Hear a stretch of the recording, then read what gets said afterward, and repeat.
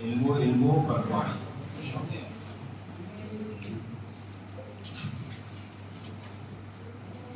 Terabira tentang gambaran tentang kepatuhan solat, tentang bagaimana nak kaji solat, bagaimana perasaan sebelum solat, insyaAllah. Sekali lagi, sekali lagi ini lebih kepada kita dalam kajian insyaAllah. Atau tazkirah tentang Ramadan, ulang-ulang tentang tazkirah tentang solat, ulang-ulang tentang solat. Ulang-ulang kita bincang tentang solat. Masya-Allah.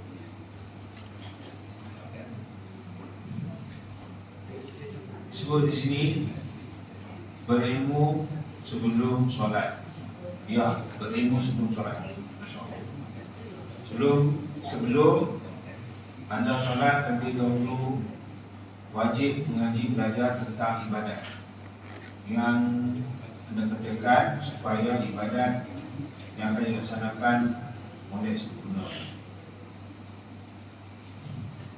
Kalau tidak demikian, kemungkinan ibadat itu tidak sah atau rosak atau rendah mutu. Jadi kita sebelum kita buat apa-apa, kita tahulah maksudnya. Itu yang dikatakan tadi besar fardu ain. Benda yang anak-anak kena tahu. Fardu ain apa? Anak-anak kena tahu. Ain itu maksudnya setiap orang. Ain mata pun dia, tapi setiap orang. Lawan dia kalau kepada fardu ain ini disebut fardu kifayah.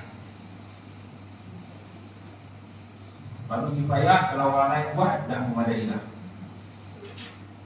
Fardu kifayah. Atau ada orang kata orang lain buat kita tak payah. Macam solat jenazah kan. Tapi kalau kita lah yang buat, baguslah. Fardu kifayah. Ini dalam perniagaan, perubatan, itu adalah yang kita katakan dia sebagai fardu kifayah. Namun fardu ain semua orang kena tahu. Kalau tahu apa bagusnya, kita buat dengan betul, sempurna.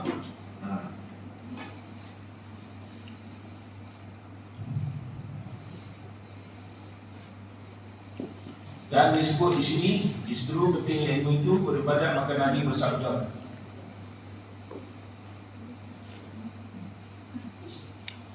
Nabi bersabda di sini kan, saya cek ini bukan hadis Nabi ni, ini kata Ibnu Qayyim rahimahullah. Al-ilmu imamul amal.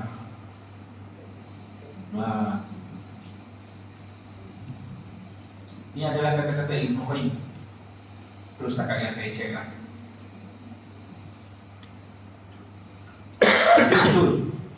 Kata-kata ini benar pada ilmu itu imam kepada amalan. Maksudnya imam ini ikutan atau panduan.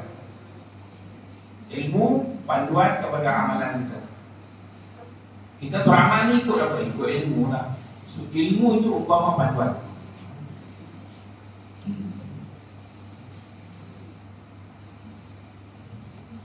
Kemudian sabdanya lagi. Dia kata sabdanya lagi ni. Ini hadis ni palsu terus. Karena kita syiah dengan hadis ni. Tapi tak apalah. Saya sebut sebentar dulu je. Kita tak ada nak kata kepada pengarang. Pengarang ni jazakumullah khairan. Semoga Allah balas kebaikan. Maksudnya hadis ni apa yang dikatakan hadis ni hadis palsu lah. Saya ingatkan hadis ni hadis palsu. Cuma kalau dalam kitab-kitab seperti Mishkatul Masabih dibawa juga kitab-kitab ini dia panggil apa tau? Penyokong. Maka kita pun bolehlah baca sebagai nak menyokong. Kita nak sandarkan kepada Nabi itu jauh sekali sebab hadis ni semua ulama menunjuk ni palsu. Apa dia? Inna nauman 'ala 'ilmin khairun min salatin 'ala jahl. Sesungguhnya tidur atas ilmu. Atau di dalam yang lain juga lapan dia lebih kurang ni. Tidur orang alim. Lebih baik solat atas kejahilan. Tidur dengan ilmu lebih baik solat dengan jahil. Macam ada kebenaran tu dari sudut apa? Kita ambil kebenaran dari sudut kata-kata lah. Kita terima lah. Menyokong. Dalam bab pentingnya ilmu. Ya. Dalam bab penting ilmu. Kalau tak, tadilah buat sia-sia. Jadi macam mana? Benda tu kita buat jadi sia-sia. Macam contoh kan, solat kita kata kena wudu, kita pun tak wudu. Nak solat cakap ni, tapi tak wudu, macam mana? Wudu pula tak sempurna, sehingga tumit jadi tak kata bagaimana. Dan Nabi ada sebut, celakalah tumit-tumit nanti masuk neraka. Nabi kata itu ulama sebut kerana dalam hadis tu, tumit-tumit dia basuh tumit tu tak kata. Itu ilmu lah tu, benda-benda begitu. Wah, jadi ya, kita ilmu penting lah. Ataupun kita kata tidur atas ilmu lebih baik daripada sembahyang tanpa dengan kejahilan. Ini sebagai nak beritahu, kita ambil kesimpulan betapa pentingnya ilmu lah. Ilmu. Selain itu, dengan ilmu membuatkan seorang itu merasa benar-benar takut kepada Allah. Firman Allah, innama yakhshallaha min ibadihi ulama. Sesungguhnya orang yang takut sekali kepada Allah adalah dari kalangan hamba-Nya yang mengetahui. Sesungguhnya orang-orang yang takut kepada Allah adalah orang-orang yang dari kalangan orang-orang yang mengetahui. Sehingga dikaitkan dengan solat. Ya, kalau kita takut, kita solat. Kalau kita takut, kita apa? Cuma orang-orang yang mengetahui lah. Kan sebelum ni tak kenal, tak cinta. Ya. Dalam bahasa Arab pula, takwa takut, khauf takut, khasyah takut juga. Apa beza khauf takut dengan khasyah yang di sini yakhsha takut? Dari sudut bahasa, kalau khauf takut depan-depannya, belakang kita betul. Kita pun tak ada rasa hormat kepada dia, tapi dia dah bagi dengan cara something gitu, kita pun tak marah atau apa-apa tu kan. Takut dia minta apa-apa, kita bagi. Tapi adakah kita hormat dia, sayang dia? Tidak. Namun khasyah yang di dalam Al-Quran, bila dikaitkan dengan Allah, yakhsha. Takut. Takut di situ, takut dengan menghormati. Takut dengan menghormati. Takut juga dengan ada rasa sayang. Maka itu dia khasyah. Innama yakhshallah min ibadihi ulama. Orang yang benar-benar takut kepada Allah dari kalangan hamba-Nya adalah ulama. Ulama di sini ya, orang-orang yang mengetahui lah dengan ilmu. Tahu dengan ilmu. Disebut lagi perasaan takut kepada Allah menunjukkan rasa kehebatan, keagungan, kebesaran, ketinggian, kemuliaan dan kudusan kepada Allah Jalla. Ya betul. Kalau kenal, kita takut, dia akan timbul perasaan. Perasaan itu cukup mahal. Takut dengan murkaan Allah, sebab Allah ni murka ni. Takut dengan azab Allah. Takut Allah tak terima. Takut kena laknat. Takut. Juga timbul juga mengagungkan. Sebab Allah sempurna, tiada cacat celah. Dia cipta langit bumi, dia cipta manusia, penciptaannya indah, penuh dengan kebijaksanaan. Itu semua akan menimbulkan rasa kagum, timbulkan rasa mensucikan. Perasaan cukup mahal.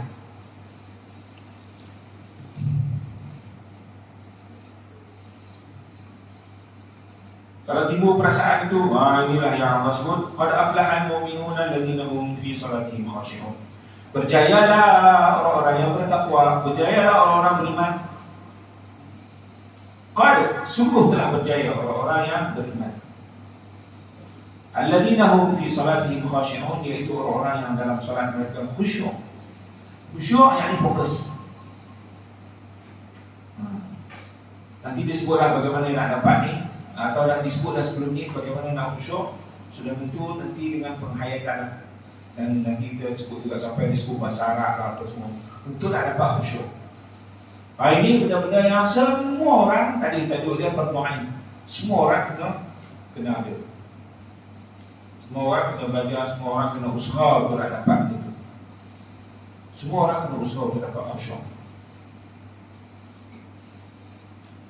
Baik, dia pun lagi. Apakah ilmu utama yang berkaitan dengan ibadah sembahyang? Apakah ilmu utama?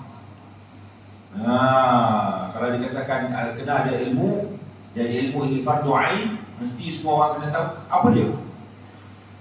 Maka dia sebut setiap orang yang mahu menunaikan sembahyang adalah berkewajiban mempelajari 4 ilmu yang menjadi fardu ain itu. 4 yang mewakili kepada yang tidak boleh diwakili kepada orang lain. Dia sendiri kena belajar. Apa dia? Ilmu-ilmu itu adalah ilmu tauhid, 1, percayaan kepada Allah. Ilmu fiqh, tentang kefahaman atau tentang hukum hakam. Bagaimana, bila, banyak mana, itu fiqh lah. Bagaimana, bila, fiqh. Ilmu tasawuf, tasawufnya ilmu hati, disebut juga ilmu akhlak. Tasawuf, asal perkataan suf. Suf itu asalnya adalah daripada bulu pakaian kasar. Kalau pakaian kasar itu suf. Suf itu pula merujuk kepada satu lagi tasawuf. Kalau dikatakan tasawuf itu merujuk kepada ahli sufah. Ahli sufah ini sahabat-sahabat Nabi yang lebih kurang 60 orang, 70 orang yang duduk di masjid itu je. Kebetulan dia orang ni miskin, antaranya Abu Hurairah, makan orang bagi. Miskin. Kerjanya duduk di masjid. Tapi dia duduk masjid, dia belajar, itulah kelebihan. Itulah kelebihan. Nabi pula banyak apa-apa pergi ke masjid, banyak pergi ke masjid. Jadi Nabi nak cakap apa-apa, akhirnya ahli sufah ni lah. So kelebihan ni, masing-masing ada kelebihan.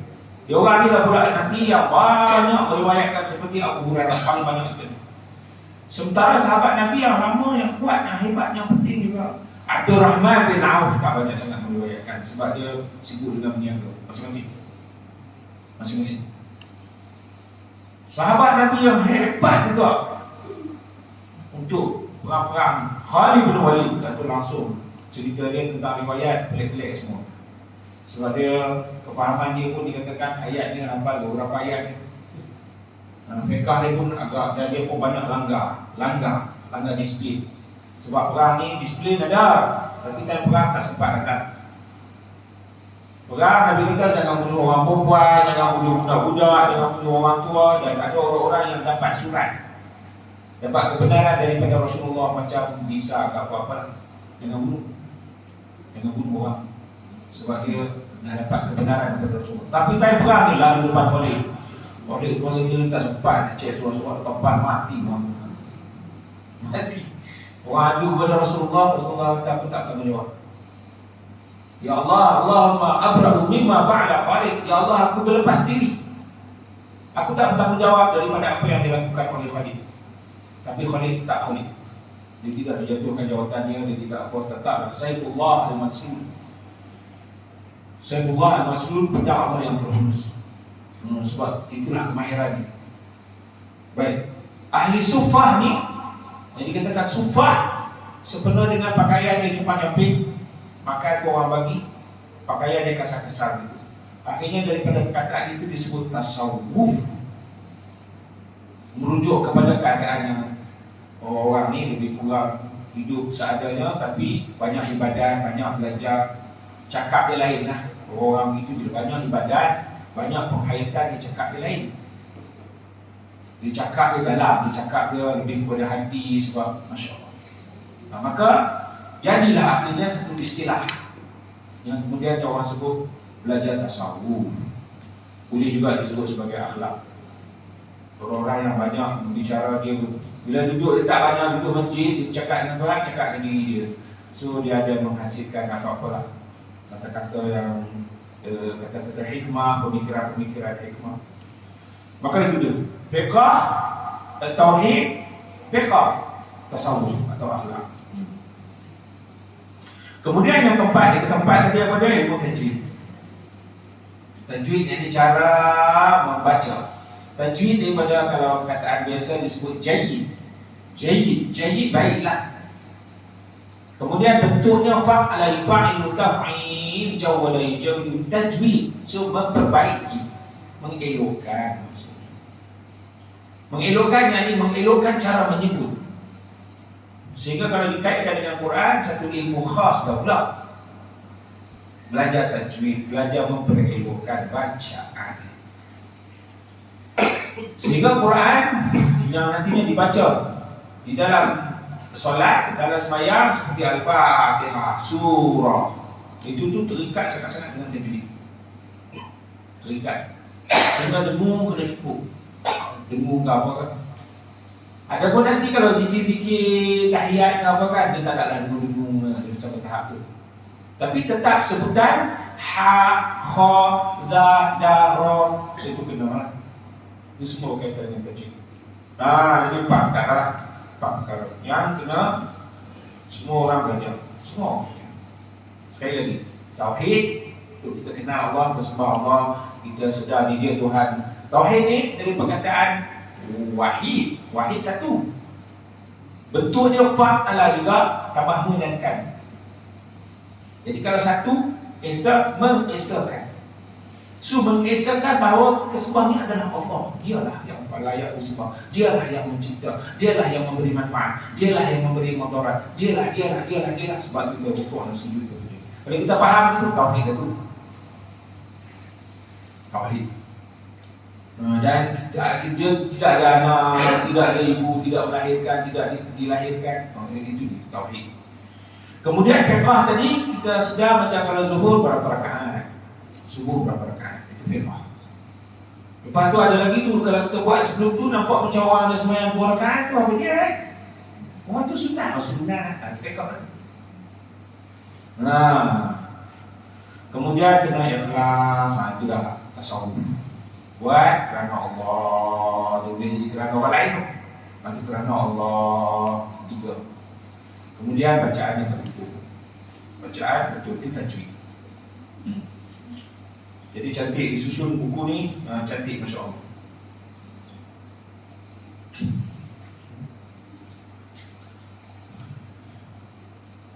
Tak boleh dipisahkan sama sekali. Ilmu ni kita nak solat semua orang tahu. Habis itu. Ada pun orang curang. Tentang ilmu tauhid tadi dia kata tentang ilmu tauhid. Ya. Kalau kita kurang ilmu, maksudnya ilmu tauhid tak jelas lah kita sembah kepada siapa ni buat kita nak. Allah yang besar, Allah yang agung, Allah yang maha mulia, Allah kita tak kenal. Masalah tauhid itu. Kemudian masalah tasawuf pula, keikhlasan kita jadi melencong entah ke mana-mana. Buat bukan kerana Allah, melainkan menunjuk-nunjuk yang Allah sebut alladzina hum yura'un. Mereka menunjuk-nunjuk dalam solat. Akhirnya disebut sini macam main wayang tu ya. Umpamanya apa? Benda tu tidak ada roh. Macam wayang. Tidak dengan diri dia sebenar. Benda tu buat macam wayang itu saja. Wayang. Bukan dia sebenarnya, itu hanya perekaan saja. Rugilah umpamanya kalau kita buat benda tu zahir saja, tidak dengan hati. Sunat dapat dengan hati, kena dengan perasaan tadi. Bersama dengan maklumat fiqh ni macam mana. Dengan ilmu fiqh seorang dapat mengetahui hukum akal. Okay? Sehingga betul tak betul, sah tak sah. Dengan ilmu tasawuf pula, dia kata dapat menghindarkan keburukan hati yang bernajis. Diumpamakan macam najis, dia benda tu kecil lah maksudnya. Kecil, buruk. Apa dia? Riak, menunjuk-nunjuk. Ujub, kagum diri sendiri. Hebat tu, tu bahaya. Riak dan menunjuk-nunjuk kepada orang lain. So sepatutnya kerana Allah lah, kerana Allah, bukan kerana orang tu, kerana orang ni. Kemudian ujub akan ada perasaan yang hebat tu. Kembalikan kepada Allah. Ini semua Allah bagi, alhamdulillah. Hasad, dengki, hasad dengki. Iri hati. Ini semua penyakit-penyakit hati ni yang dia umpamakan tadi seperti bernajis dia kecil. Kemudian dengan ilmu tajwid pula, makhraj huruf semua panjang pendek, masya-Allah. Akan betul lah dengan ilmu tajwid. Kalau tak, jadi tadilah betul lah pula kalau kita ni kan kita bukan orang Arab. Kita bukan orang Arab, so macam mana? Ilmu tajwid. Jangankan kita orang Ajam, bukan Arab kena belajar. Orang Arab sendiri pun sebenarnya kena belajar. Dalam bab solat, hatta azan. Itu pun nak kena belajar kerana dia ada. Dia bukan kita boleh tiru-tiru macam tu saja. Perlu kena belajar. Makhraj huruf supaya tepat, supaya apa. Contohnya takbir tu kan kita panjang pendek ni. Allahu Akbar, dah lagi mana? Allahu Akbar, adakah Allah Maha Besar? Kita nak buat special punya ni, khusyuk punya kali banyak. Allahu Akbar atau azan. Allahu Akbar. Maksudnya adakah Allah Maha Besar? Jadi mana atau panjang pendek. Panjang pendek ni ilmu tajwid lah, huruf mat tu, alif waw ya. Alif waw ya kalau tak tepat sama dia tidak ada makna, dia tak tepat lah. Atau dia bagi makna terus. Bahasa Arab ni matar, hujan. Matar, lapangan terbang. Mau bilang mana? Jauh.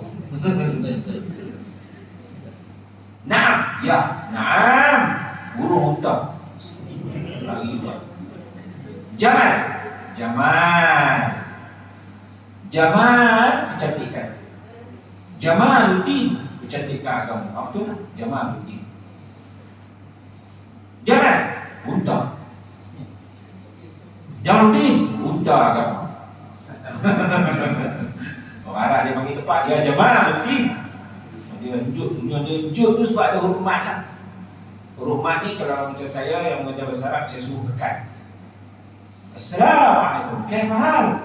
Kita tengah Arab, semangat dia cakap sebab huruf mat. Huruf mat ni berkaitan dengan tajwid lah. Itulah kata tadi. Mata bila? Mata dia telah mati. Mata bila dia mati. Ada lagi mata. Itu pun ada makna juga. Saja nak sebut mata. Itu maksudnya apa? Ada dia tu spy. Orang panggil mata. Dia mati. Spy mati. Orang pun tanya bila spy itu mati. So mata.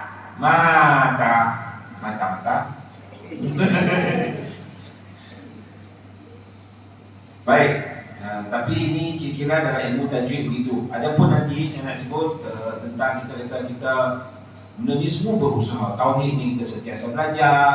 Kadang-kadang pemahaman kita begitu, pemahaman kita begini. Yang penting kita belajar je. Sama juga dengan fiqh. Dulu kita belajar, kita faham macam mana. Sekarang kita faham macam mana. Kadang-kadang kefahaman ni pun dia berubah-ubah juga. Benda simple lah, tapi kadang-kadang nak faham tu macam masalah musafir tu kan. Sampai tabung haji, masa pergi umrah, saya pergi tu, dia ubah ketetapan. Sebab dulu fahamnya teks ni sama, tapi nak faham tu lain tu. Ini belum kira mazhab lagi. Belajar je. Sama juga dengan tajwid sekarang ni macam tu lah. Kalau nak sebut berubah makna apa kan. Tapi kita ni sentiasa dalam proses belajar. Panjang pendek dia makin tepat, makin cantik, intonasi pun makin cantik. Kita penting belajar je lah. Jangan tak belajar. Sehingga 4 perkara ni semua kena sentiasa